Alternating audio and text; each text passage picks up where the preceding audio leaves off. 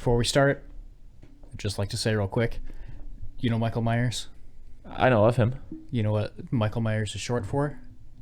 What's that? Michelangelo Myers, because he's a Ninja Turtle, because he lives in a sewer. Great joke. Didn't think of it last episode. Which is topical because this movie also takes place in a sewer for a little bit. Just a little baby bit. Just a little baby bit.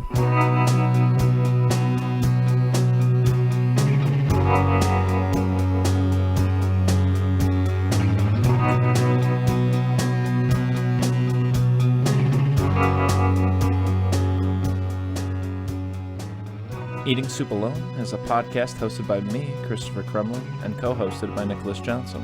We try our best to ramble incoherently about a handful of movies at least once a week.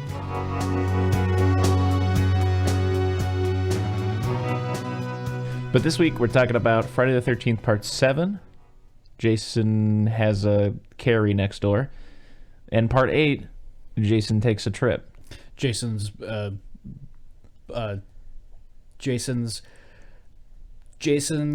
big time high school Blowout? Jason's big time high school blowout summer vacation. Halloween Part 8, Jason's big time high school. And he really blows it out. Halloween summer blowout. And he really does. Yeah. I don't but we did Carrie one first happened. Yeah. Yeah. Correct. So let's transition into that one. This one apparently, just real quick, get out of the way. This is the point where Sean Cunningham was like, "Hey, that Nightmare on Elm Street thing's pretty cool. Let's cross them over." New Line Cinema and Paramount could not come to an agreement, so Sean Cunningham obviously went rats, and then somebody went, "Hey, what about if he fought Carrie?" And so they did that. Awesome. Right off the bat, this one to me, so forgettable. Absolutely. This is a very bad Friday. Like, I know a lot of them are bad, but like this one is like especially. Like, I think it's even worse than like the first three, which are not some of my favorites at all. Like this one's I'd say very bad. A majority of this is bad and forgetful, but there are moments in this that I will remember the rest of my life. Well, give me one example, why don't you? The very end, Chris. Oh yeah, that is. Yeah. Okay, so the sewer stuff is fantastic. Yeah. No, I'll agree. that's the next one. Oh, what? How does this one end then? They fight each other with the. She's got the mind powers. He's got the. Ghoul. And who comes and saves the day at the last minute? Oh, her very deceased father. Her dead dude in a windbreaker busts out of the dock. Looking fresh as Jason. a daisy. Yeah, Looking fresh as a daisy. he looks like he died yesterday. That is absolutely true. So our main character is Tina Shepard. We start off with just this scene of like in the other room you can hear the worst dialogue I've ever heard, where like a woman's crying and a man's just yelling saying dad things, and then the woman goes, "You gotta stop drinking," and he's like, "You don't tell me what to do." What? I'm sitting here, I'm looking at a big pile of unopened mail right in front of you. Oh yeah, you're right. Yeah. Let me take a look at this mail. You get so hot. You get so eager to talk about Friday the 13th. All right. Yep, definitely touching mail right now. Physical. All right, this is a physical piece of letter that I'm looking at.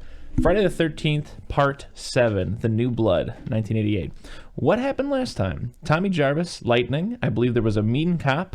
And then there was a fiery boat fight, and Jason got chopped up by the boat motor and anchored to the bottom of the lake. Does that sound right, Chris? Well, 2 years later comes Friday the 13th, Part 7, The New Blood, directed by John Carl. I didn't expect there to be a third there, but John Carl Buechler? Either one of those works. Yeah. Starring what feels like 13 or 14 different people and produced for television for the ABC family. This one's rough. Go back to whoever sold you that new blood and ask for your money back. That's funny. Because they gave you bad old dirty blood and it's killing you from the inside. Very funny. As a child, Stephen King's Carrie sees her father domestically abuse her mother and run off into a boat. She runs off into the boat. Her father does not escape this domestic situation on a boat. Instead, yes, Carrie does. That's how I read it. You wrote it right. whoever wrote this to us, Yes, thank you so much for writing it right, whoever you are. Her father chases after her, and she uses her carry powers to sink her father to the bottom of the lake. Then, I don't know, like 10 years later, Jason comes out of the lake and fights Carrie. Shruggy emoticon. Not even an emoji. It's like really, it's done out. You know, with like an up slash. ASCII, yeah. Yeah. 4 out of 10.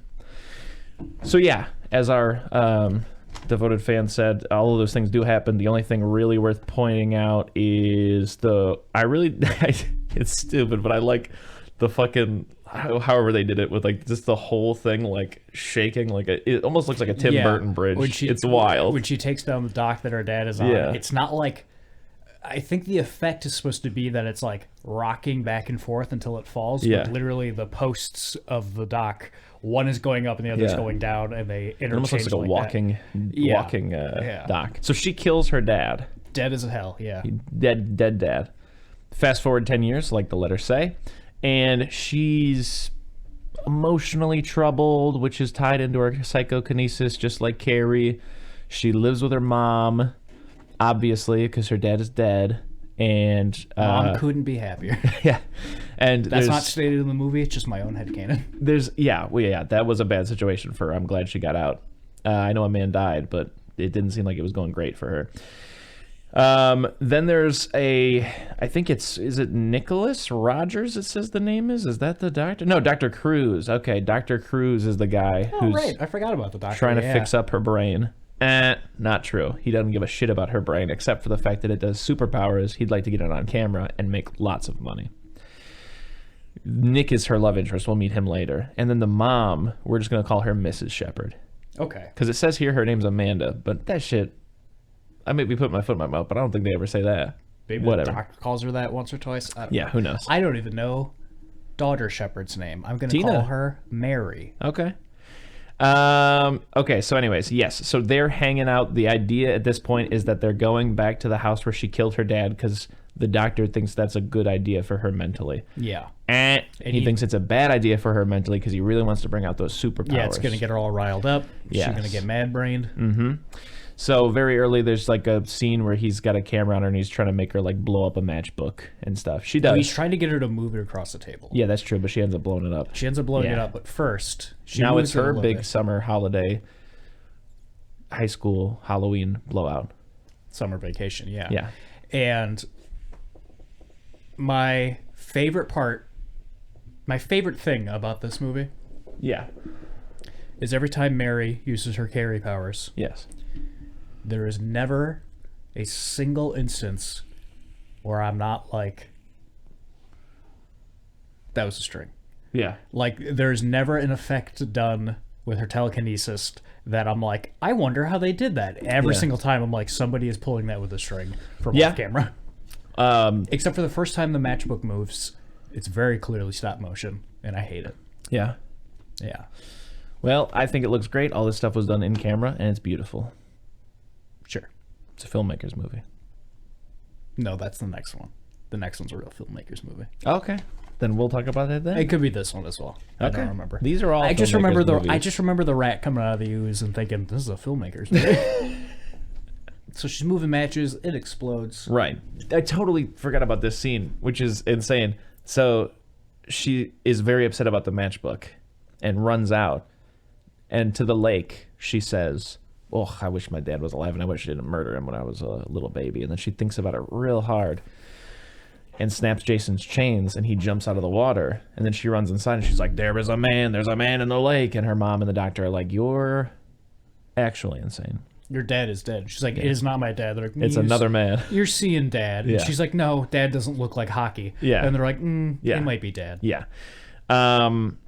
So the B plot to this one is house. They're kind of doing chapter 4 again. Yeah, kids hanging out. Yeah, it's a house full of kids that like right next to the main house with a family with a single mom. Except instead of there being a dog and a sister, there's a doctor and a Carrie. So anyways, over at Fun House where party happens. I think do we meet the party house or do we meet the Michael who's the brother of Nick the hunk with his girlfriend trying to get to the party and the car breaks down and they have a very funny fight to me. We have the fight first. Yeah. because he's just like, oh man, this car stinks, and she's like, it can't stink that bad, get it to work good. And he's like, nah, let's just camp right here on the side of the road. And she's like, why would we do that? And he's like, because we gotta go back to the car anyways, let's just sleep right here, I'm beat. And she's like, oh well, rats, this is a wash. It's a surprise party for your birthday and it's ruined now. And he's like, oh baby, you're the best. That happens. Do they get murdered right away? Or do we cut away from them for a little while? I think they get murdered almost immediately. Jason kills him with a spike, which I'm told is for the tent. Oh, okay. To go on the ground. He goes, I got a crap. And she goes, crap my ass. And he walks off into the woods way too far. You wish that happened. Yeah. He does walk off into the woods way too far to pee, I think. This is interesting because for the longest time I didn't know what that spike was. Because in my experience, tents are made so cheaply now they just give you like little L-shaped things that you stab in. I thought it was a ice pick. Yeah. So anyways, eventually we do meet Party House. Maybe it's after this. But you've got Nick, and then you've got like a preppy girl who likes Nick. I don't remember her name. You've got the kid who's a writer, and he's always talking about sci-fi ideas. Like, for example, a little bit later, our main character meets him, and he's like, what do you like more, Globtron or Gorptron? I think I like Gorptron. And he wears, like, the military jacket, long hair. This is the first time in this series. I think in any episode we've done for this past year, for this whole podcast, I have no idea what you're talking about. No part of my mind remembers this kid writing sci-fi. I remember his Charlie from Always Sunny jacket, but that's pretty much it. Yeah. They all refer to him as the resident writer and stuff like that. Otherwise, you've got another... So you're super invested in him during this movie, and I'm super invested in the guy named Nick in this movie.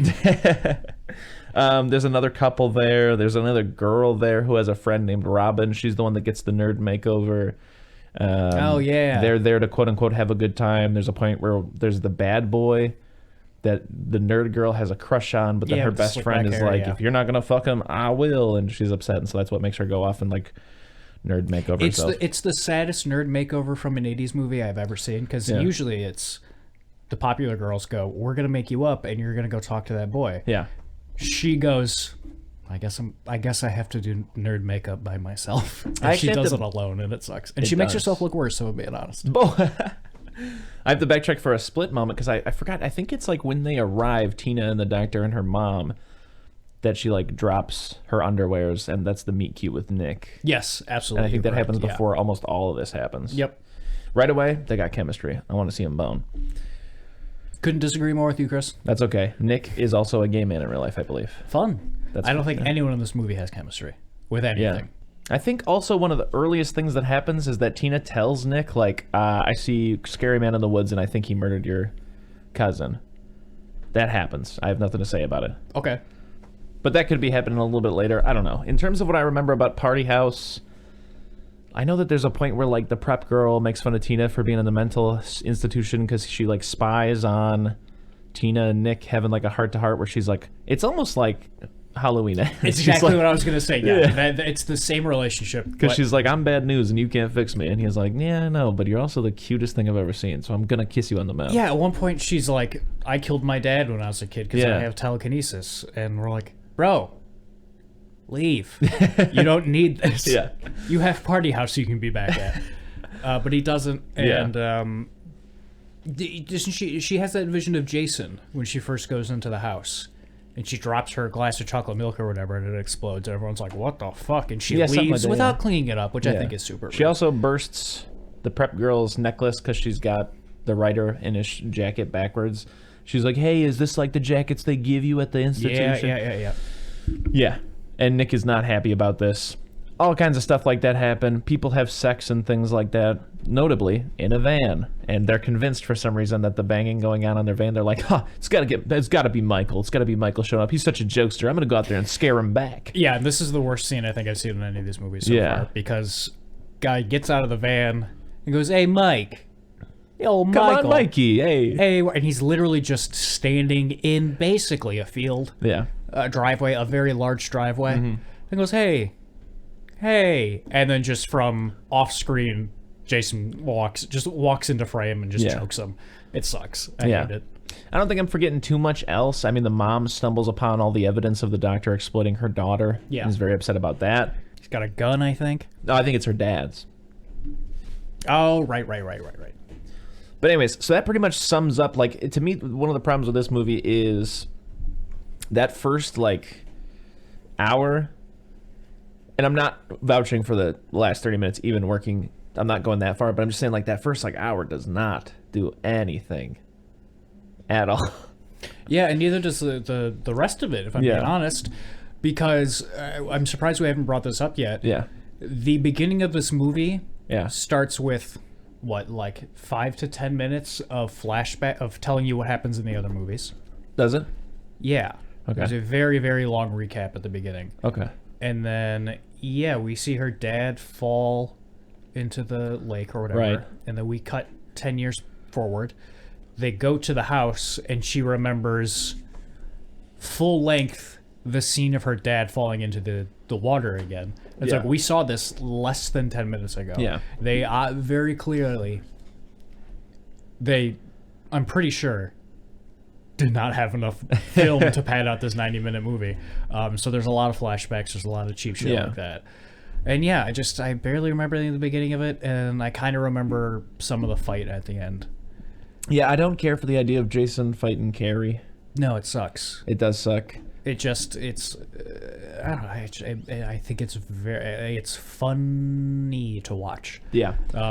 Also, the whole thing looks like it was shot in February, and fun fact, it was. I called it. I pegged it. Nice. I joked. I was like, this shit looks like February the 13th, and I was like, or March or May, because I was like, nah, February's still snowing and stuff. But then when I looked it up, it was definitely shot in February. Bada bing. Bada bam. They fight and stuff, and she uses her carry powers, and she like pulls his pants down, and so his dumb butt is out, and then she throws him in a puddle and spanks his bare dumb butt. Yeah. And she just does that over and over again, basically, until they're on the dock, and then her dead father, just a dude in a polo and a windbreaker, bursts out of the dock and goes, and drags Jason down to hell or whatever.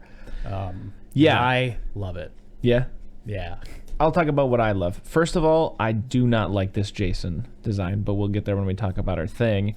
This is our first time with Kane Hodder. Yeah. I no disrespect to Kane Hodder. No disrespect at all. I'm glad people love him. I'm glad he makes the bank. I respect him for going to conventions and embracing the role so much. And just that whole community. That's great. That's awesome. Not my Jason, though. I definitely like Part 3 and Ted White. Those two installments are my favorite Jason. I like the way that he moves in those. I like the little run. I like the bald, weird head. And I like that design, and I like those actors who played him in those two films the most, I think. To piggyback off what you were saying, full disrespect to Kane Hodder. Kane, if you are somehow listening to this, whatever you're doing in your workout regimen that does that to your neck, you have to knock it off, dude. Like, that can't be good for you. I don't believe you could turn your head. I've never seen it. Batman. Exactly. You look like Michael Keaton's Batman, but it's your skin and body. But to talk about this sequence, I don't know exactly where it starts. I think it starts with like Nick kind of coming in and being like, they're all dead, don't go out there, stay here. And the prep girl comes in, I think, and she's like, y'all crazy, I'm leaving. Opens the door, there's Jason.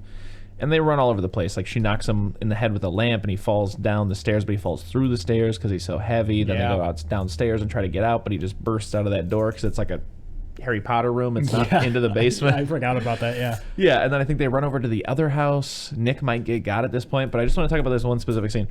Jason loves bursting through things like doors and walls and stuff. Yeah. But in this one, he jumps through a window. Yes, and we've been waiting for it. For so many movies. Like, the first time he throws a body through a window, I thought it was him jumping through the window. And I almost was crying. I was laughing so hard. And I was like, oh, I can't. He's got to burst through a window at some point. And they did it, and it's not at all how I expected it. I, like, in my mind, when he burst through a window, he just dumbly throws his whole body through. No, he, like, very athletically leaps into Olympically, like, high jumps. Like a hurdle. That's like what I'm looking for. He hurdles through this window. It's fun. The thing I like, though, this is the one thing I'm getting to, like how you like the man coming out of the lake at the end. I really like the shot immediately after that where he kind of stands up and there's just like these balloons hanging by him and it's dark. And then they kind of have like a Mexican standoff kind of deal in like the living room for a second. And there's just like, I think balloons as well. And I don't know why. There's something about that just like tickles me aesthetically in the lizard brain. I just like the balloons being around. I get that. Even though he doesn't look great, I would pick a different Jason. I like that look. The lights off. Yeah. Whatever. At a certain point, she explodes the mask off his face. I know that. And then you're saying they go out to the dock. I don't really remember that, but I do remember the man coming out. I don't know how they get to the dock. I think he like explodes her, or she explodes him, or something like that. And then she's like, "Oh God, it's over." And then he comes back out at the dock, and then Dad comes and drags him down. Yeah. So he is then dragged down. And what does the dad do? Like hook him up to a new chain or something? I don't remember. We also glazed over the whole bit where like she has the vision of her mom getting murdered. And then they go to look for her. Simultaneously, the doctor and mom are like out looking for Tina. Yeah. Because Tina tried to run away at one point. Yep. And she has a vision of her mom getting killed. And so, like, yeah, doctor and mom are out in the woods, and mom gets murdered. And then Tina, this is before the climax, whatever, like, bumps into the doctor, and he's covered in mom blood. And he's being very legitimate because he's seen Jason. He's like, we have to get out of here. And she doesn't trust him because he's covered in blood. And she's like, you killed my mom, basically, without saying it. That's why she won't go with him. Then she runs off into the woods. He's like, no, don't go in there. He's in there. And then he gets murdered. I do like when mom gets murdered. It's because Jason's coming at him, and he grabs, doctor grabs mom and puts her in front of Jason. Sandra just covers his body before she is pulled underwater and drowned. Sandra goes skinny dipping. I don't remember Sandra going skinny dipping. I don't even remember which one's Sandra. Sandra's like, I can't remember. Russell and Sandra go to the lake for a swim. I don't remember that. Russell is killed with an axe to his face. She runs for help, and Jason attacks her in a nearby barn and kills her with a sickle. Oh, I remember that scene. Oh, the scene yes. where the nerd makeover girl ends up in the barn and she keeps crawling underneath a little passage between the dolls. And then, yeah, I wish she would have had a hammer and sickle, but basically she's standing against a wall, and then Jason punches through one side of the wall with a sickle in his hand, then punches through the other with nothing in his hand, or whatever, and then like grabs her or like cuts her, whatever. Very funny scene to me. Also, the doctor gets killed with that weird like pole chainsaw thing. It's like a weed whacker with like a saw blade on the end. Yes. Yeah. Yes, I do. I love the idea of Jason getting that thing out of the garage, being like, all right, got to push the primer 6 times, and then, you know. Here's another thing that Here's another thing that I can't remember. Here's another thing that I can't remember. Here's another thing you can't remember. Chris, give me one more thing you can't remember. No, I said it the first time because I banged the table, and I said it the second time, and my watch that happened, and then I said it a third time, so I had a clean one. Yeah, and I said it a 4th time because it's funny. Okay, here's another thing I didn't remember. The following morning, Tina and Nick are taken away in an ambulance. Someone finds Jason's broken mask in the wreckage, and the screen fades to black as Jason's whispers can be heard in the distance. I don't remember that. Don't remember that either. Don't know what Jason's whispers would sound like. Neither do I. Would they be ah? Is that him? Is that what they mean by that? I mean, I don't know. Maybe. Oh. Are we forgetting anything else here? Oh, absolutely. Obviously, I'm going to ask you some of these Friday the 13th questions, but do you have any like statements you want to make right now before we move on? You want to close it up? Yeah, I'm afraid that when I said I really liked Dad coming out of the dock, you took that as me genuinely really liking it. Yeah. I don't. Just to put the record straight, I think it's the dumbest shit I've ever seen. Absolutely But because horrible. of that, I love it. And I'll never forget it. It's so wild. I think like the story goes that initially they wanted him to be all fucked up and gross, and then someone put their foot down and said, nah, make him normal, man. I don't know. Because like they thought maybe, I don't know if it was like they thought the audiences wouldn't get it, or I don't know, but it's wild. They keep dipping back into that well. Happens in the first one. Yeah. Happens in the third one, I think. Bet you it's going to happen again in one of these.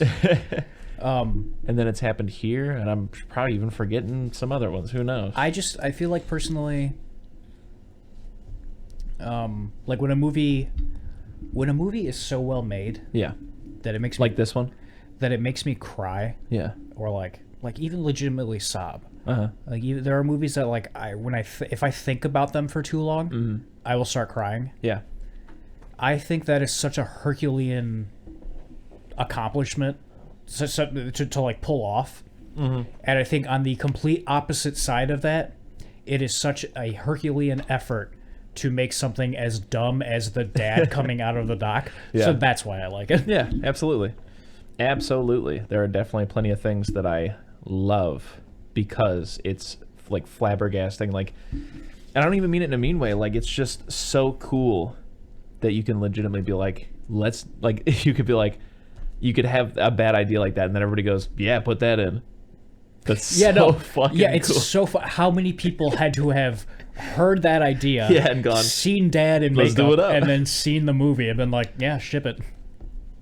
That's awesome to me. Yeah. I mean, I want to say, like, we went to the theater last night, and I was just like looking around. I think I was looking at some animated trailer where I was just like, God damn, like, movies are fucking magic. You know what I mean? Yeah. Obviously there's good magic and bad magic, but like in that moment I was just like, even the worst of it is still like a fucking just marvel. Like moving, like the reason why was because I just started thinking about the term moving picture.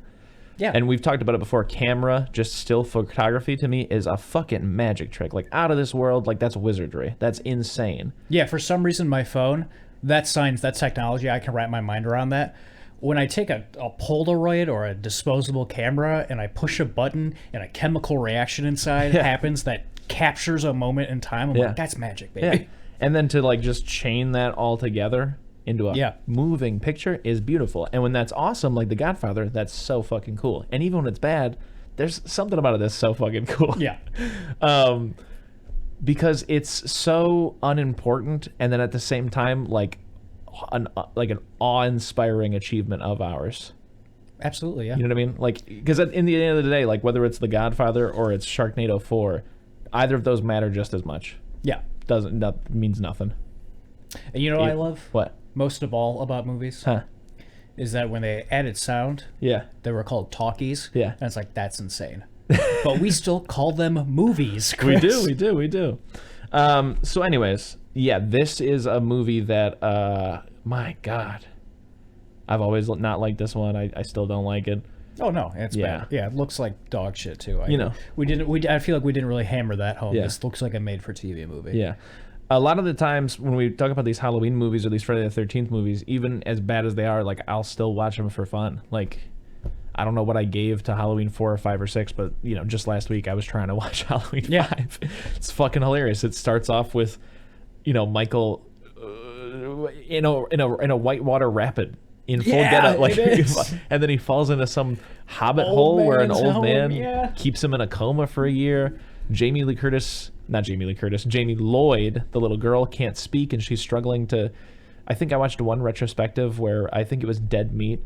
And I have to give props because I legitimately laughed when he referred to the way that she's talking in the movie. He said something to the effect of it sounding like she's trying to give birth to a word. Like, it's fucking insane.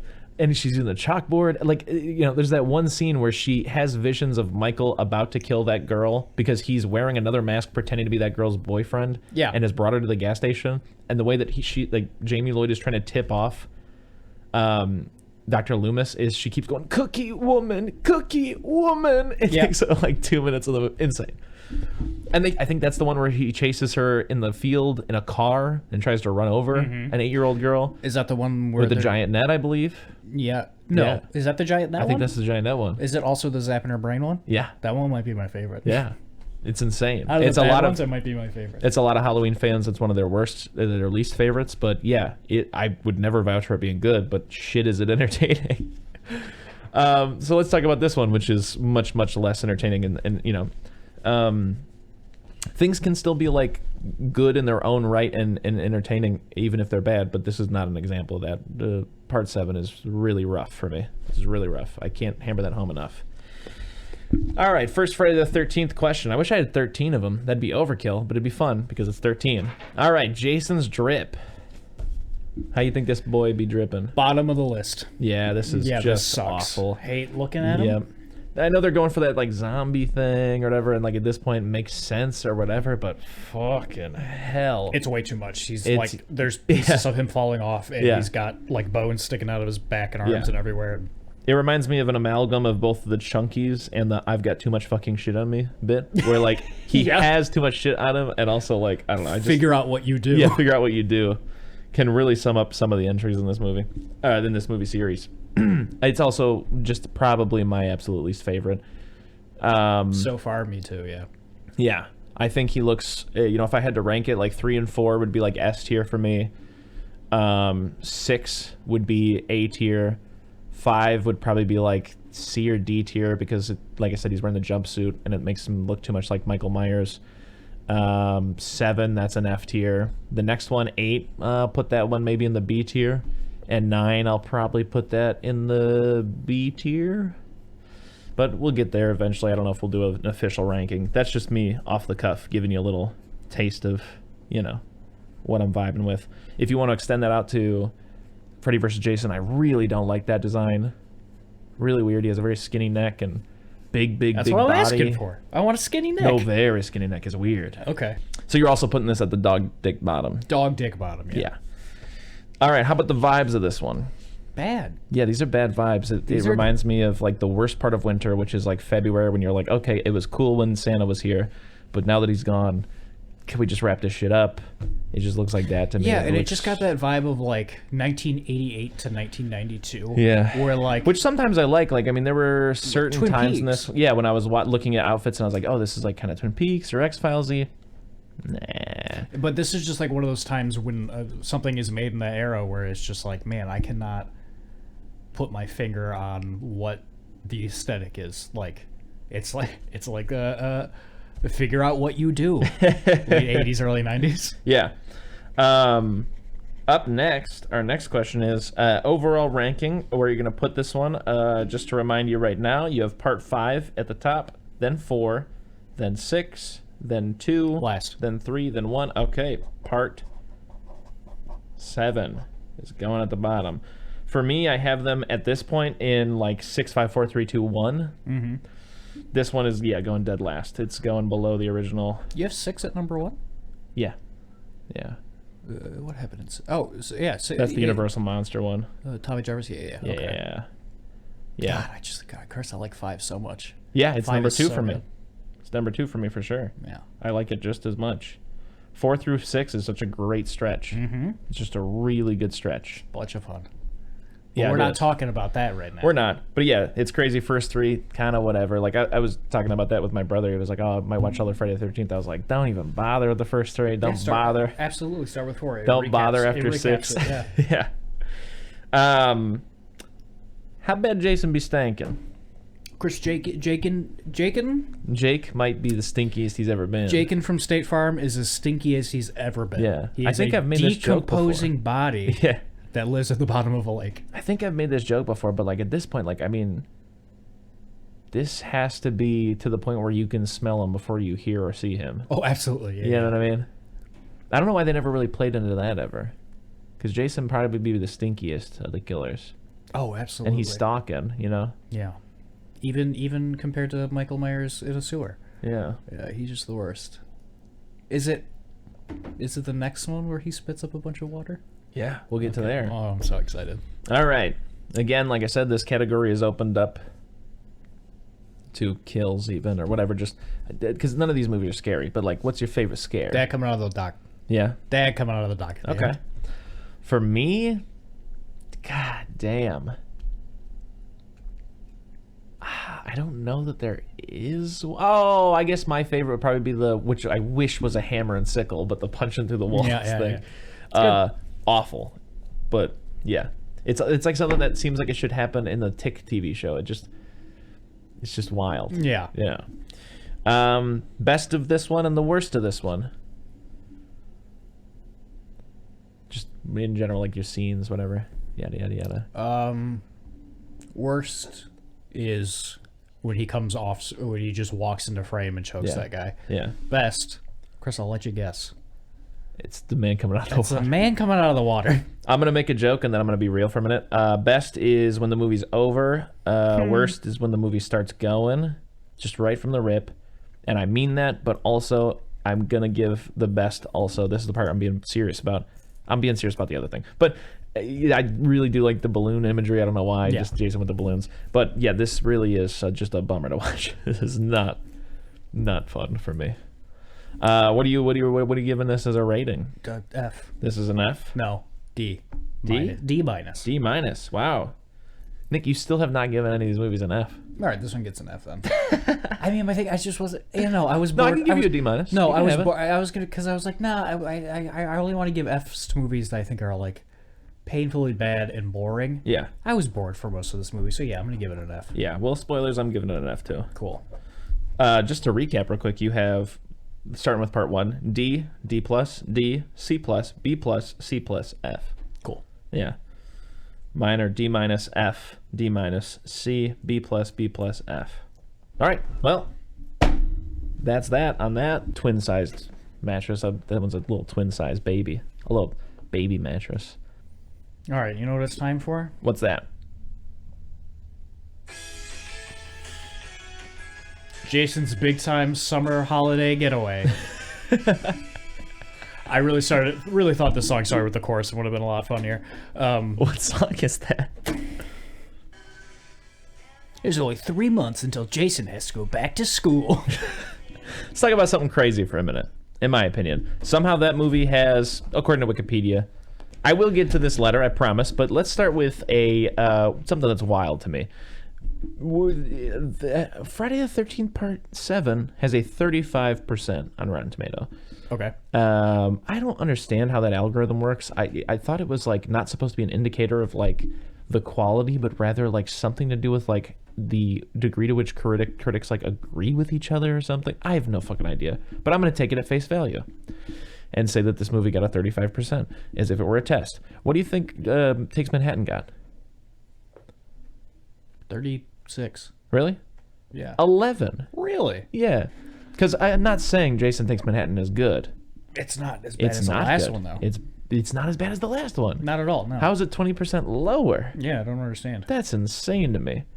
But I do actually have a letter, a real letter that for sure is absolutely in front of me, and I'm going to pull it out of its envelope now and read it to you all. Friday the 13th, Part 8, Jason Takes Manhattan. Directed and written by Rob Hedden. I'm assuming that's how it's pronounced. Friday the 13th Part 8 is directed by the guy who wrote the 2002 Nickelodeon movie Clockstoppers, starring Jesse Bradford, Paula Gracies, Michael Biehn, Robin Thomas, Julia Sweeney, and Frank Stewart. Clockstoppers is the story of teenager Zach Gibbs, as he rides around on his bike, doing very sick BMX tricks and listening to Blink-182 and Simple Plan. He finds a device called the Hyper Time Watch, created by his genius science dad, that freezes time. He goes on a bunch of madcap time adventures with his friends and French Stewart until he learns of his father's kidnapping and goes to save him using hyper time and his nasty BMX stunts. I haven't seen it in probably 20 years, but I'm still giving it a 7 out of 10. Meanwhile, Jason chases some kids on a boat. He hangs off the side of it and eventually gets aboard and kills almost everyone. Then he runs around New York for the last 11 minutes. He punches a guy's head off, and Jason gets melted by New York sewer acid. 4 out of 10 again. You ever seen Clockstoppers? I've never seen Clockstoppers. Love You and Clockstoppers. Elton have a pretty extensive knowledge of a lot of those made-for-TV movies from my childhood that I just really didn't bother with.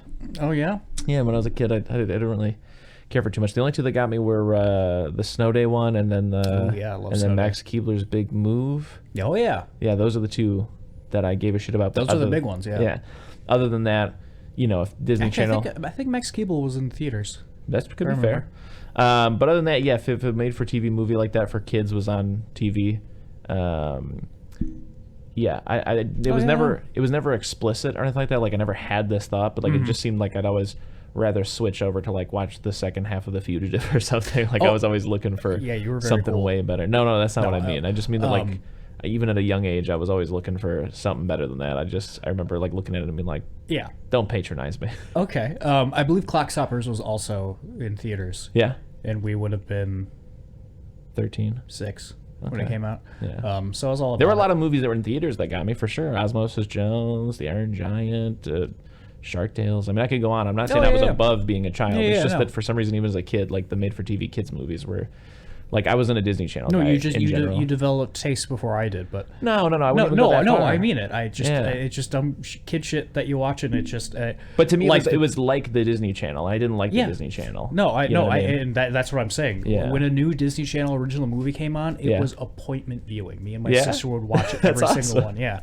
And it is cool because now like I can remember on St. Patrick's Day we all watched that one.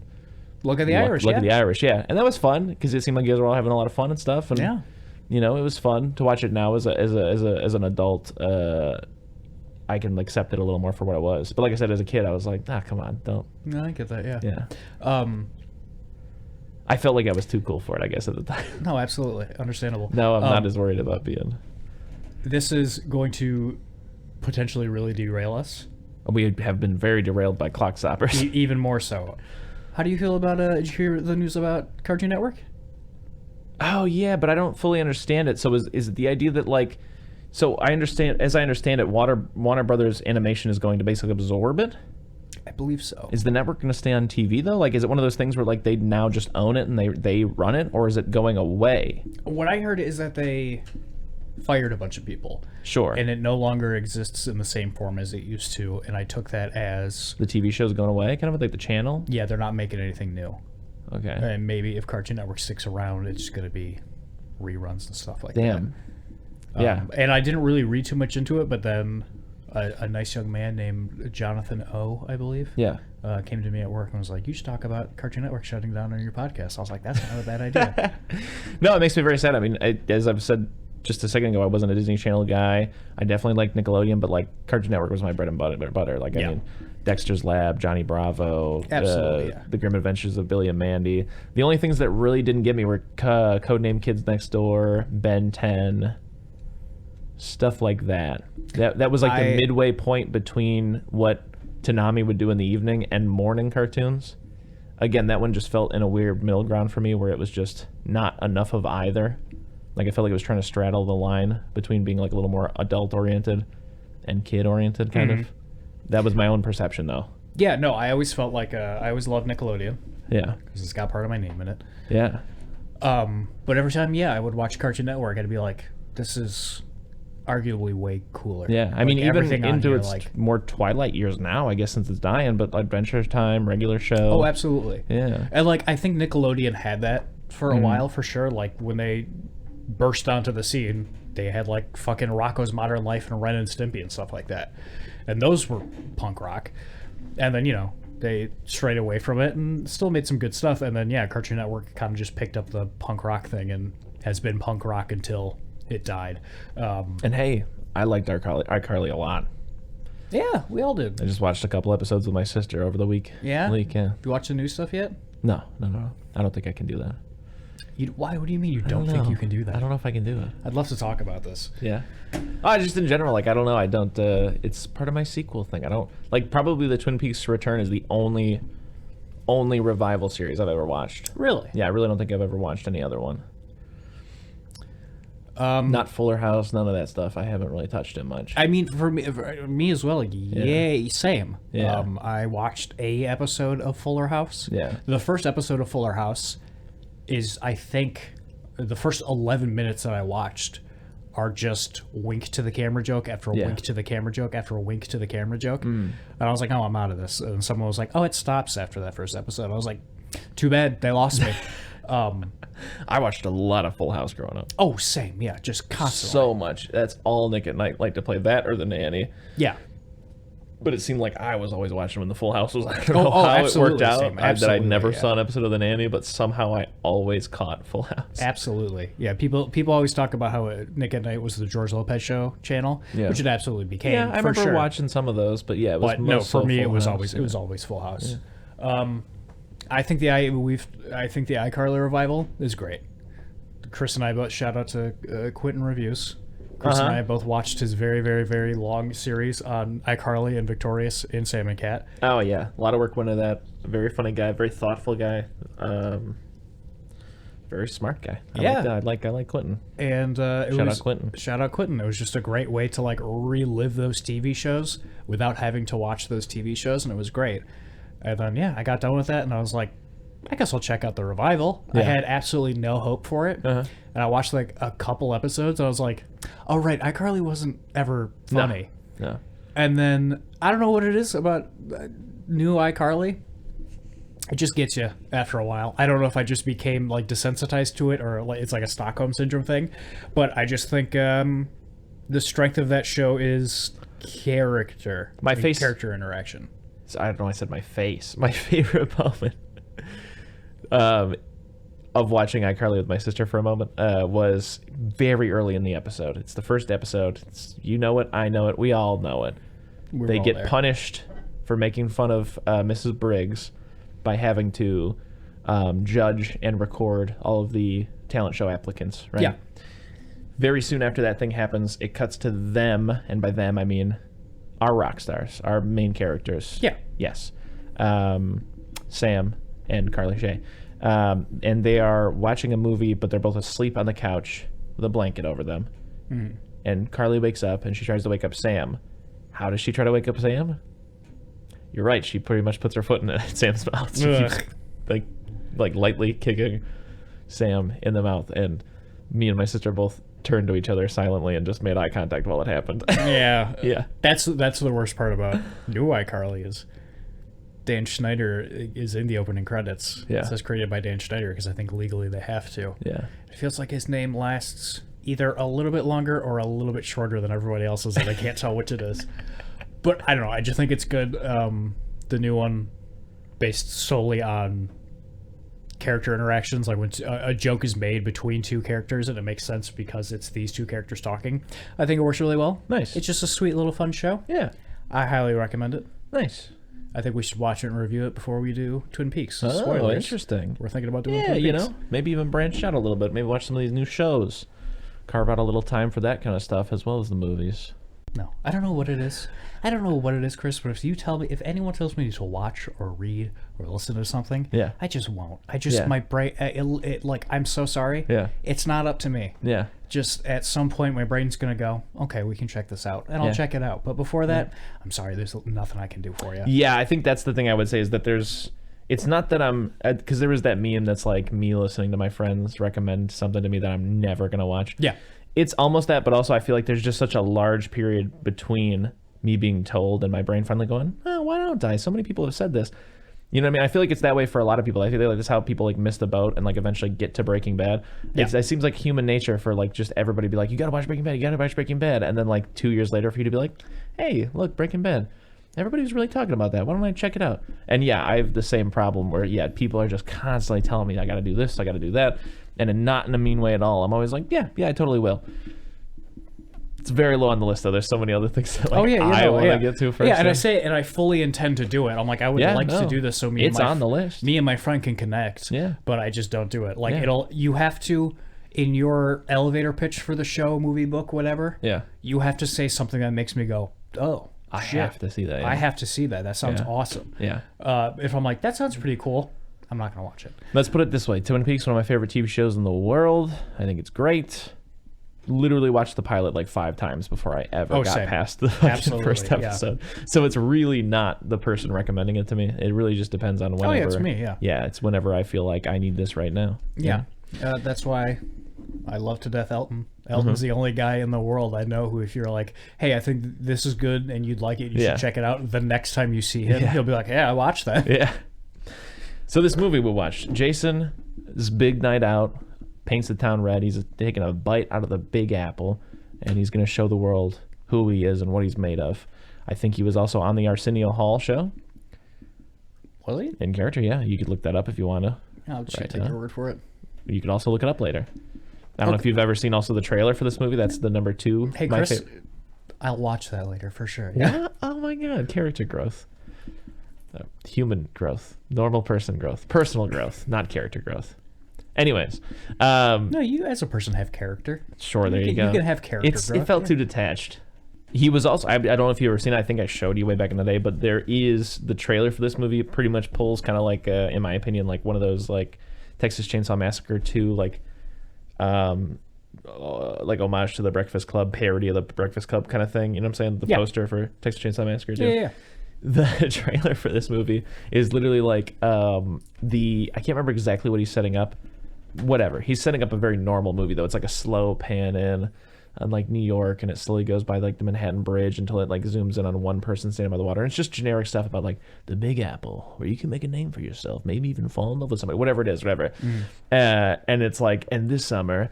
And then it turns around and it's Jason. He's like, he's gonna take it, or whatever the fuck. That's awesome. I love it. That's awesome. So my favorite things about this movie, aside from what's actually in this movie, is definitely that trailer, and definitely the appearance on Arsenio Hall. Because guess what? He doesn't talk the whole time.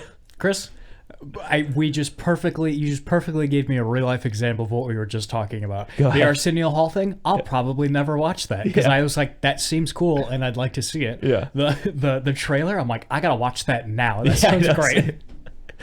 Same. This movie opens with a couple of people fooling around on a houseboat. Yes, that is in Camp Crystal Lake. Yes. He tells her the spooky story about Jason, and then he does the classic thing where he throws on a prop from one of the movies, it looks like. He throws on a mask that even has the axe mark in it and gives her a spookin', and then they go into the bed and they pork or whatever. Maybe they start, maybe they don't. Who gives a shit? I don't know. But Jason's aboard the ship and kills both of them. In what way? I don't know. I don't care. Oh, he's got a harpoon? Great. Maybe? That's awesome. There's a bunch of tubes on it and stuff.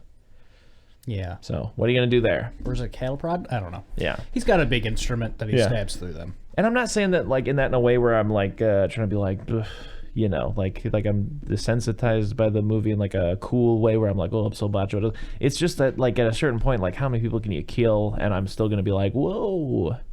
Yeah, that was cool. Like, absolutely. I feel like we've been like, how long has it been since you've been like, wow, what an interesting kill? Probably when Tom Savini was working on it. Oh, absolutely. You know, here's a fun fact about Tom Savini, which is really gross and heartbreaking to a degree, but not in like apparently he was actually like a photographer in Vietnam, so like he did see a lot of shit like that. And that was like his rule of thumb is like, if the effect that I made didn't make me feel what I felt when I saw that shit, then it's a bad effect, and you know. That kind of a thing. Yeah, it's heavy. Yeah. A little heavy. Poor Tom. Yeah. Oh yeah, I forgot also that I did glaze over it. We both glazed over the way that Jason comes back to life. Doesn't he come back in like a kind of a Frankensteinian way, like where like a anchor like cuts a cable and it like touches him? Yes, it's electricity. He gets electrocuted. Yeah. They love doing that. They really do. Yeah, they love doing that. The next morning there's a boat full of teenagers and they're going on like a big senior trip to New York. That's basically what's going on. There are certain characters that I should know the name of. Like for example, McCulloch. His name is Dr. McCulloch, it looks like. McCulloch. He's the Macalac? I don't know. Yeah. We'll call him Macalac. He's the guy who's got like the granddaughter that he tried to teach her to like swim or whatever. His niece, Yeah, his niece. You know, he's a big meanie. He gives me a very big bully, the video game vibes. Yeah, absolutely, yeah. There's some other people like Professor Crabble Snitch. There's like a captain of the ship and he's got a young boy. That's his son. Yeah. And he's like trying to teach him how to be a captain too. There's a You're Doomed guy here now. There's a rock star lady. There's a kid with a camera and glasses who shoots everything.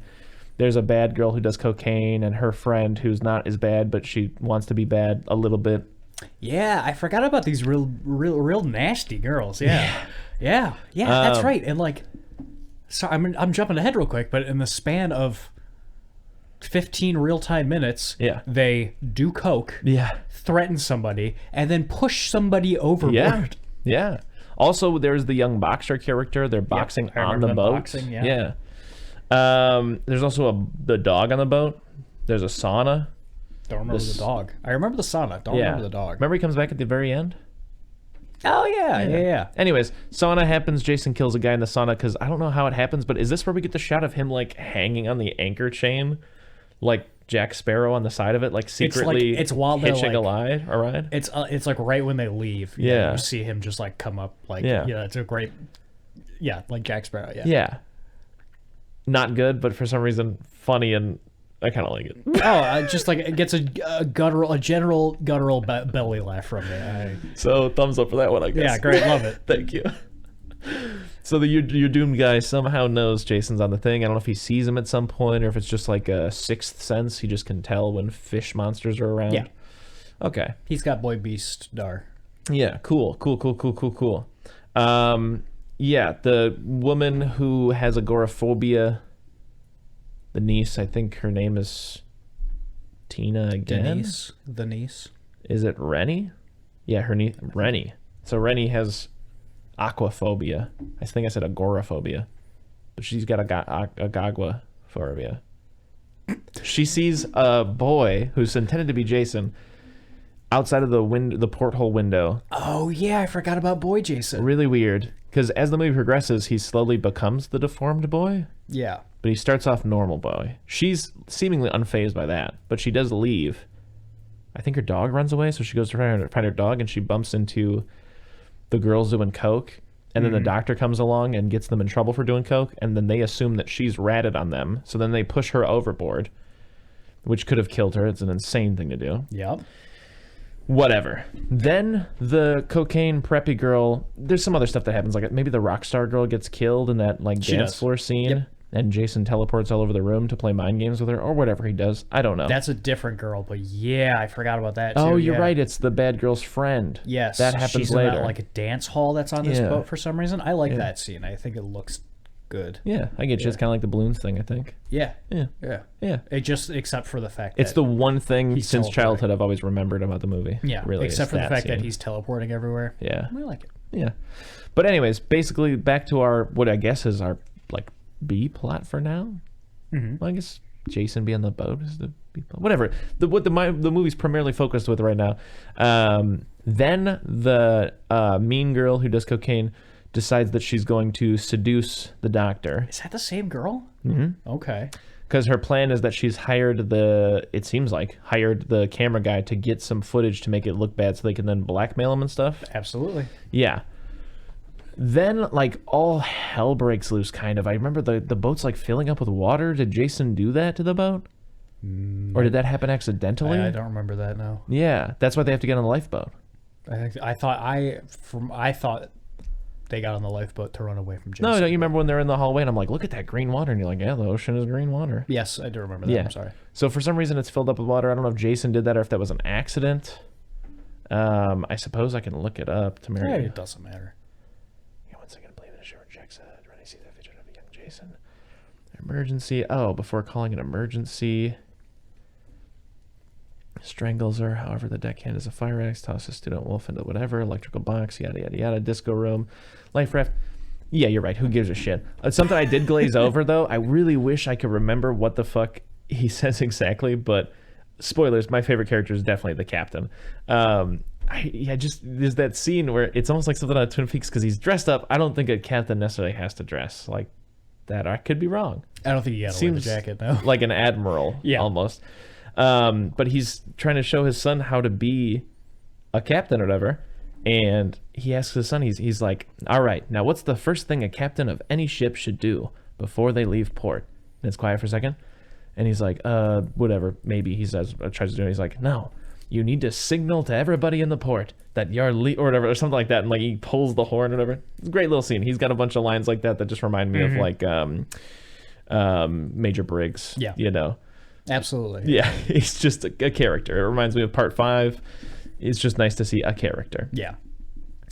Anyways, eventually a bunch of people die and they escape on the life raft. Yes. Yeah. Boat, overall, not a bad setting for Jason. Yeah, my thing... It's almost like two movies smashed together. Like either have him just be on the boat or have him in New York almost. You know what I mean? Like, no, the thing you always hear everybody say about this movie is they didn't have the money to shoot in New York. Yeah. So most of the time when they're in New York, it's Vancouver, except for the 5 minutes that they're in Times Square. And so most of the movie is, not in New York. But I don't feel like anything anyone has said to me prepared me for truly how much of this movie happens on a boat. Yeah. How much of this movie with the word Manhattan on the title takes place on a boat. Yeah.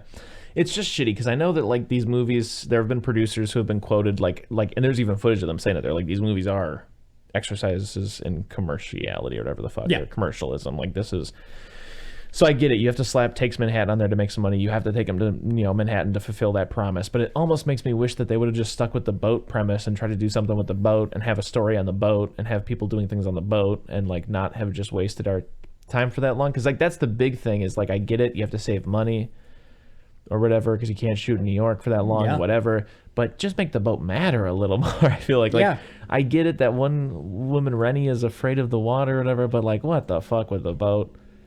You know, the boat. I like it enough aesthetically, but like nothing in it happens. I'm like, get the fuck to New York, why don't you? Not because I even care about Jason being in New York, but Yeah, no, it's a great point. If this movie doesn't feel like it was written to be on the boat. Yeah. It feels every moment that you're on the boat feels like filler. We're going to be in New York in a second. Yeah. Yeah, exactly. It feels like filler. It feels like a 10-minute scene of them fucking around on the boat, but it's this whole movie. Which is also crazy because, like, then so much happens in the last, like, 30, 40 when they're actually in New York that it makes me feel like it's like a lopsided movie where, like, all this story stuff happens so quick and then they just had to, like, fill up this other bit. And it almost makes me wish, like, fuck, dude, just shoot it in Vancouver. Yeah. Whatever. Movies do that all the time and I can't tell. Do some guerrilla style stuff. Run around with a guy dressed up like Jason in a camera without telling anybody that you're filming there. Yeah, it's New York, baby. Yeah. No one's gonna notice. So eventually they jump into that life raft.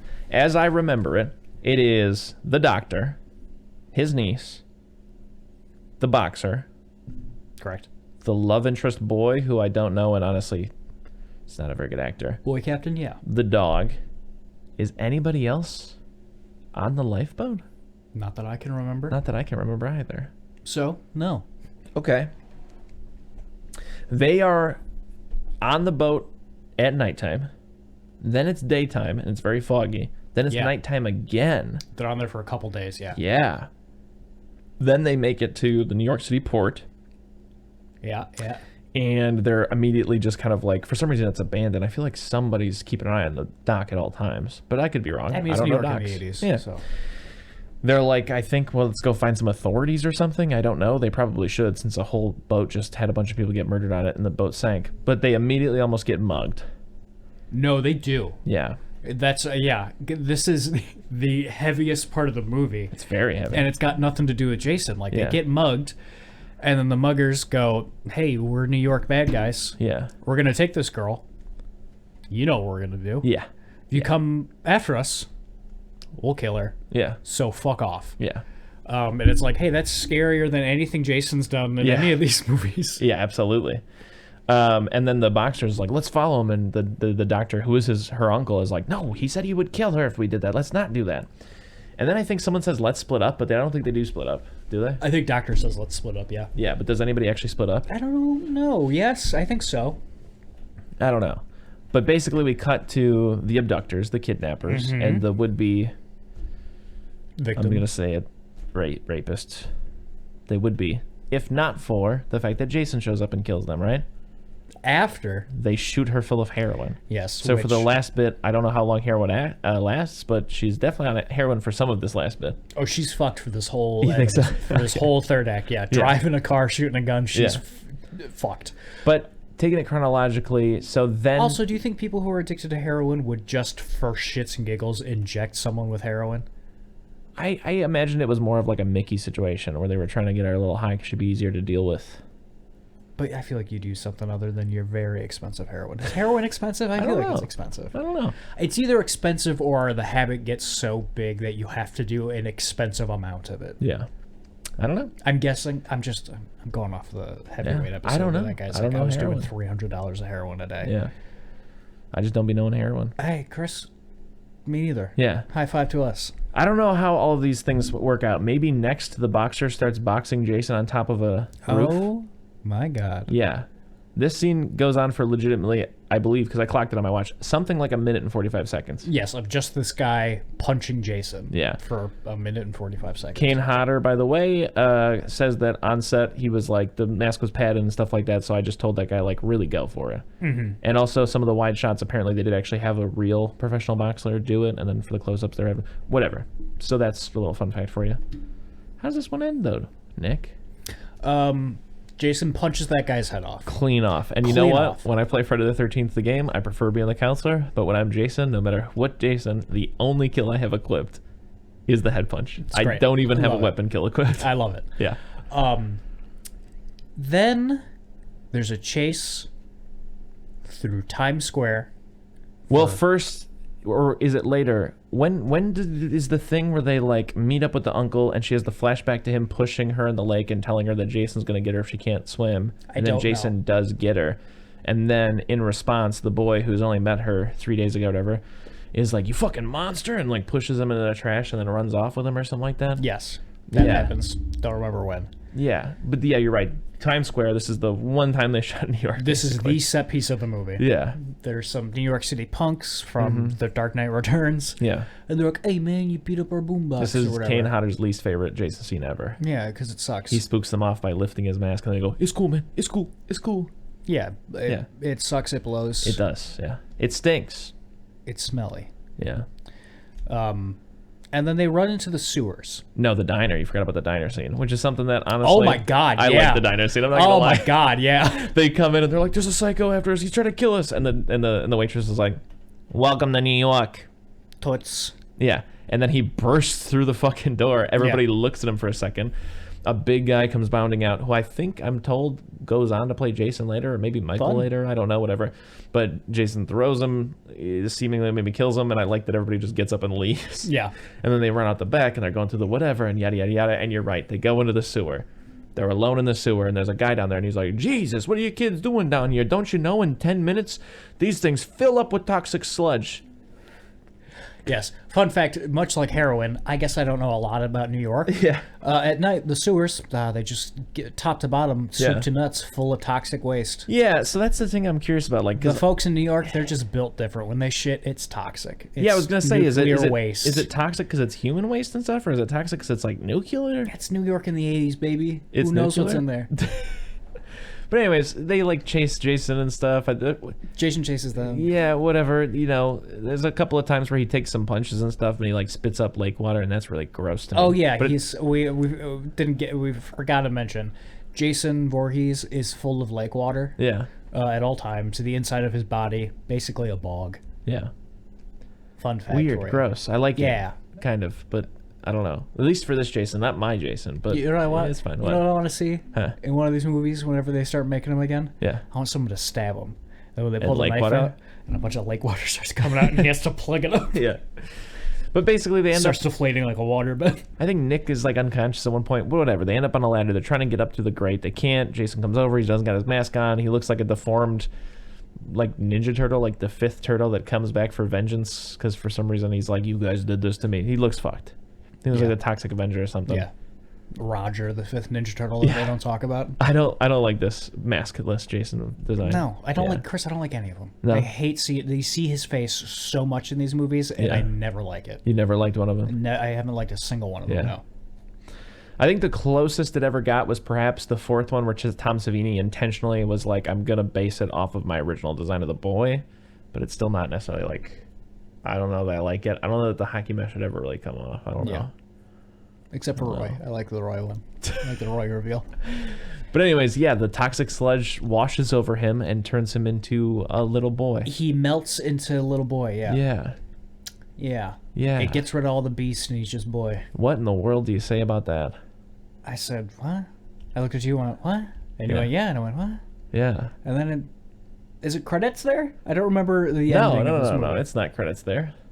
The next thing that happens is I think they're like in New York Times Square, and they shoot it in a way where like I think intentionally you can't tell because they're probably not, or maybe they are. But the dog comes up. At first, it's like a scary camera, like what's gonna happen? And yeah, they reunite with the dog in Times Square. That's how that thing rolls out. Overall, is there anything you want to say about this? This one is not much better than. That's a lie. It's much better than the last one, but it's still not good. Like I can see myself rewatching this one for shits and gigs, but like this is also another low point of the series for me. This is such a low point that Paramount. This is the point where Paramount said, "Let's sell Jason, let's sell the Friday the 13th franchise," and New Line Cinema bought it. And joke's on them because it just went up from there, baby. Closing thoughts on this one. Looks like a movie.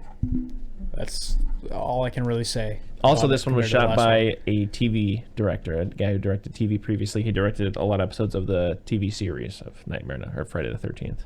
He also... so this is his first one of that. He wrote Clock Stoppers, the Nickelodeon movie. Oh, yeah? Yeah. I never saw that one. Oh. It's about this kid. He does like these sick BMX tricks and finds a super watch that his dad made. A super watch, you say? Yeah, it slows down time to like a crawl. And he's listening to Blink-182 and... Pretty cool. At one point, he finds like a chamber that is like hyper time in there always, and he goes in there because his dad's in there. Yeah. And he goes, I'm gonna save you, Dad. And his dad's like, there's no way you can save me. And he goes, but I got the watch. If I turn the watch on inside this hyperdome, I'll be double hyperdomed. And he is able to walk through walls. Nice. Spoilers for Clock Stoppers. Spoilers for my opinion on this movie. I'm giving it an F again. I'm giving it an F. I'm giving it an... Can I give it an E?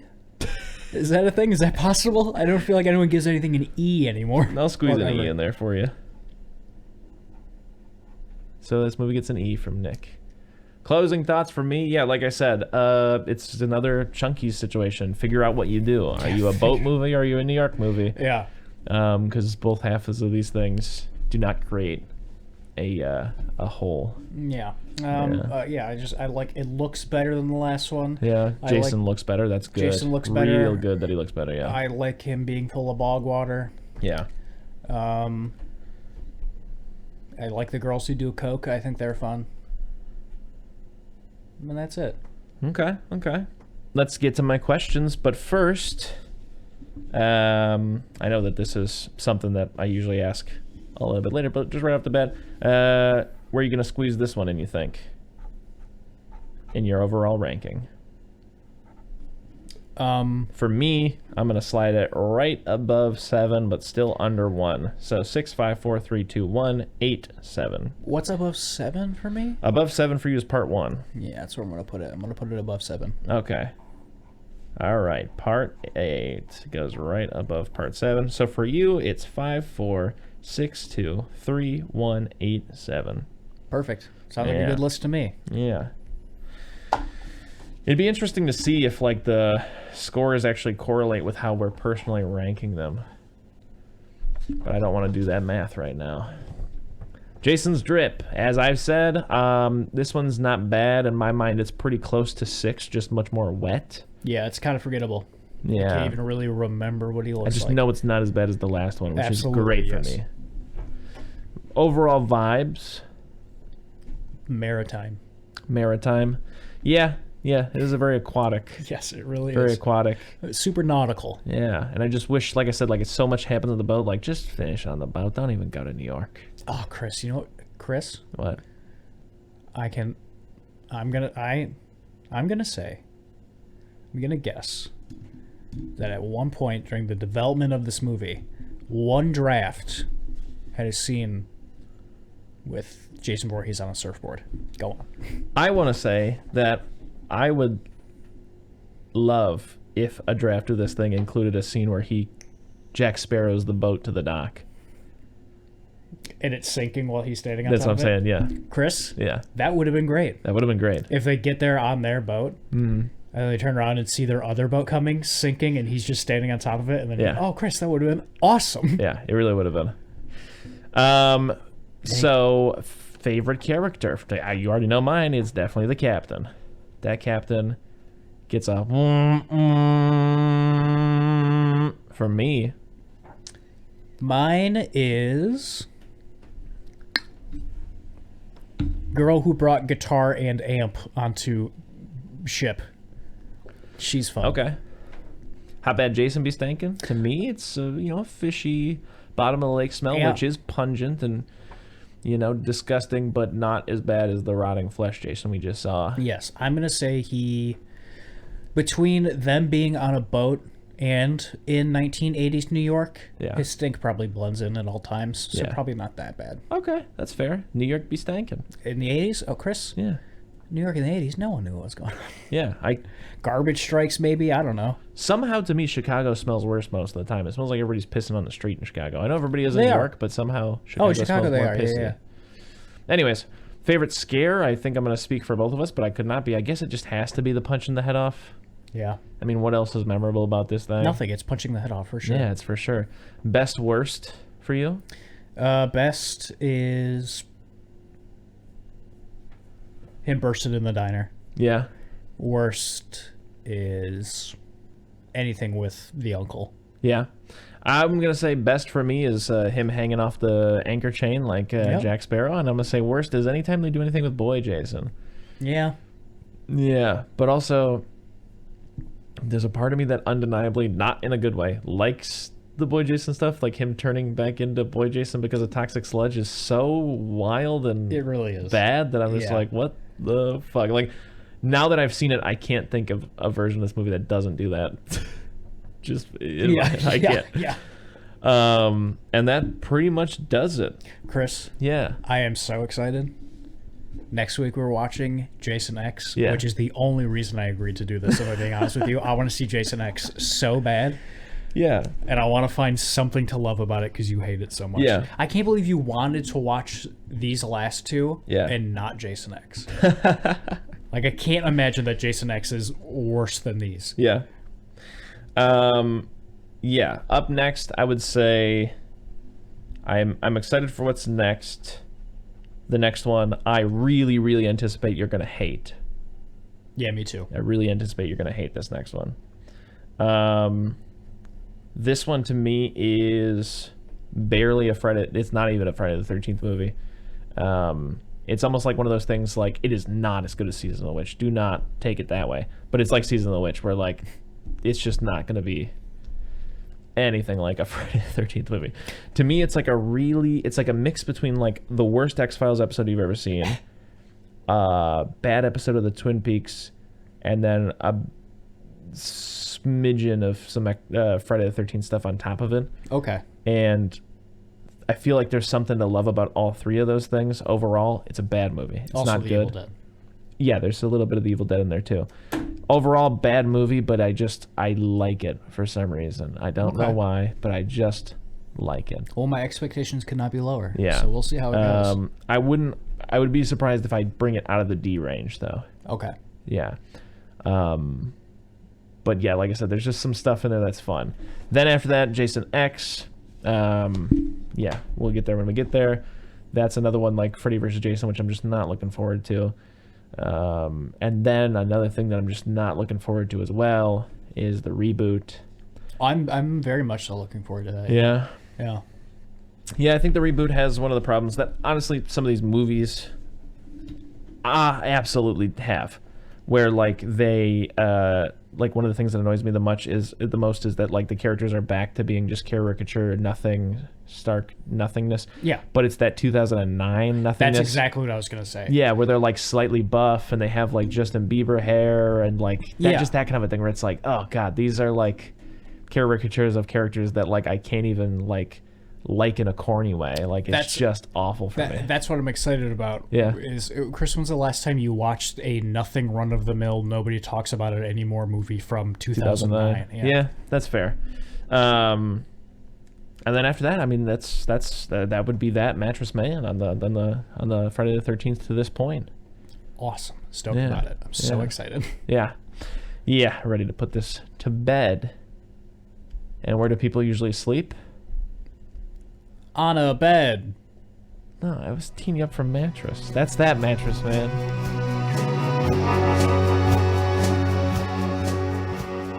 If you need more soup, follow us on Instagram, Facebook, and Twitter, or go to our website, eatingsoupalone.com. And until next time,